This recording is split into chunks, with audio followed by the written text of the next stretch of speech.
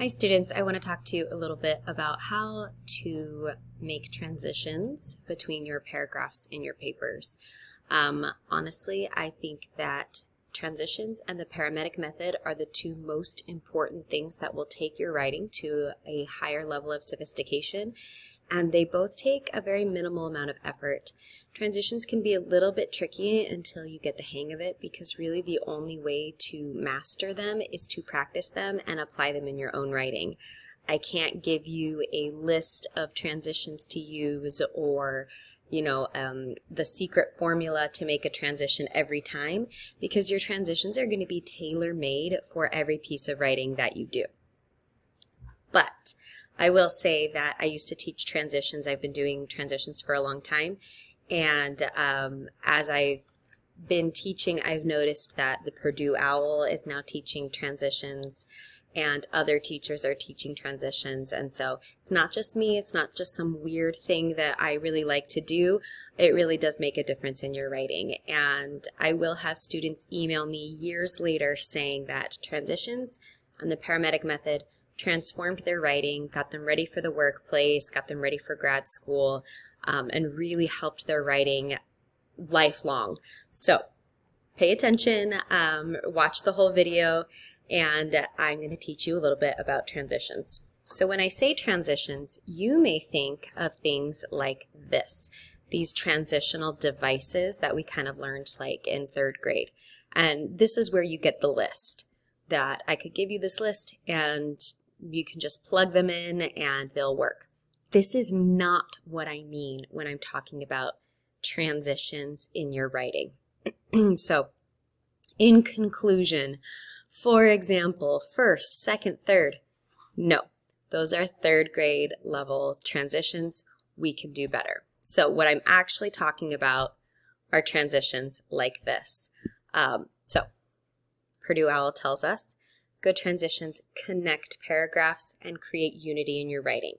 Think of them as bridges or cues to lead your reader. Good transitions are signals as to what's coming next and how it connects to the things that have come before it. So it really adds a sense of cohesion to your writing, because you're showing your reader how the ideas build to a conclusion. And that's really what we want in our writing.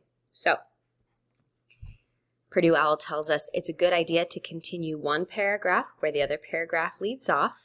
And if writing a transition is really hard in a certain area of your document, it may indicate that your organization is off.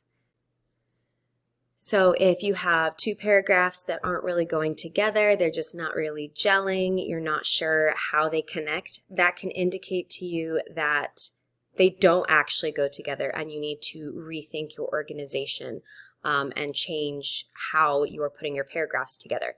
It can also indicate that maybe you've gotten off topic and the ideas don't go together because one of the ideas doesn't belong in the paper. So that's a good signal to you as a writer, if you're having trouble making a transition, that there may be something else going on. Let's look at some examples, because that's really the best way to learn how to do transitions. And I'm going to show you kind of my formula for a transition and then examples from student writing from my classes. So the formula for a transition is you take the old information in the preceding paragraph, you combine it with the new information in the following paragraph, and that's going to be both your transition and your topic sentence. So let me give you an example here.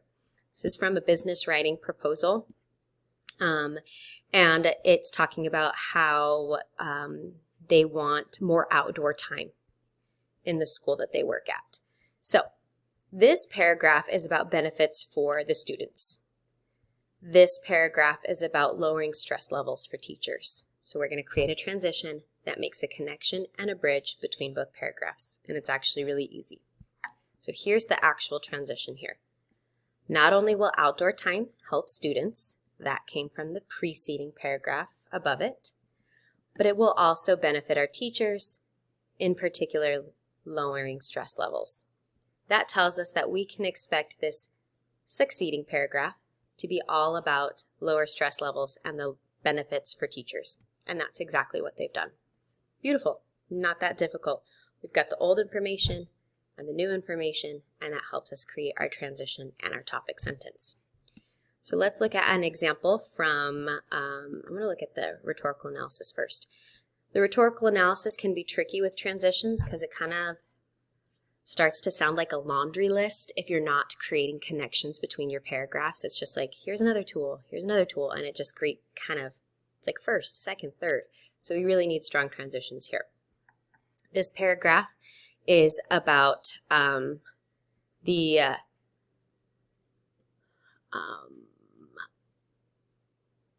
convincing the audience that the government has, indoctrinated society with pro-masking beliefs, and then then the author is going to discuss how the article talks about the inefficacy of masks. So then all we have to do is this little bit here to further challenge masking. So it refers to what came before it. We're challenging masking before. We're going to continue to challenge masking, but in a different way. That's it. That's all we need for this transition to connect these two paragraphs. Really simple, but very effective, and it's very smooth, and you're like, that sounds good. Here's another example here.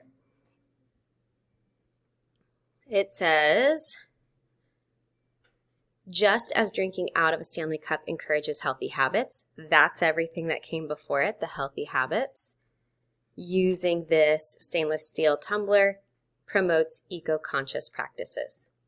That's what's going to come after. We're just connecting the two together. So that's how you do a transition. It seems simple in theory. It can be kind of tricky as you start doing it. But the more you do it, the easier it gets. And I promise you, the better your writing is going to be. Okay, here's a little bit of bonus content for you. You don't have to watch this if you don't want to, but if you're in my AI courses, you will want to watch this. So this is about how you can use AI tools to help you improve your transitions. But it's all about prompting the bot correctly to get the results that you want. So I went through and I did this just a few seconds ago, and I want to show you what the responses look like and how I kind of had to push the bot to give me the desired results. So first you're going to prompt it. I'm a college student writing a research-based proposal. My teacher wants paragraphs to be connected with strong transitions that make the relationship between each paragraph clear. How can I improve the transitions between these three paragraphs? And then all I did was I copy and pasted in these paragraphs. So then it says you can use transitional phrases and sentences that highlight the relationships, and then it kind of went through, and what's nice is it did bold the suggestions for me. Now I noticed that we still have some of those one-word transitions, those transitional phrases, and I want a little bit more here. One thing they do is they give some internal transitions within the paragraphs, which is nice. So you can have transitions from paragraph to paragraph. You can also have internal transitions within that paragraph that highlight the relationship between the ideas in that paragraph. That's nice too. So then I say, my instructor wants more than one or transitional devices, like do it again. But we're still getting these things. It's not giving me what I want. So, but it does give me explanations, which is kind of nice. And then it explains why they're better. So you can kind of push it to give you a better explanation. So here we go. I wasn't sure if they would know this, but it did use the Purdue OWLS method. And it repeats back to me, involves crafting full sentences that explicitly link the ideas between paragraphs. Then we start getting that a little bit more. And it even shows you the preceding idea plus the new information, and there's our transition, and then it gives an explanation as to why these are better transitions that help to elucidate the relationships and show the organization of the paper. So you can use generative AI to help you, but you do have to push it a little bit in order to get the desired effect.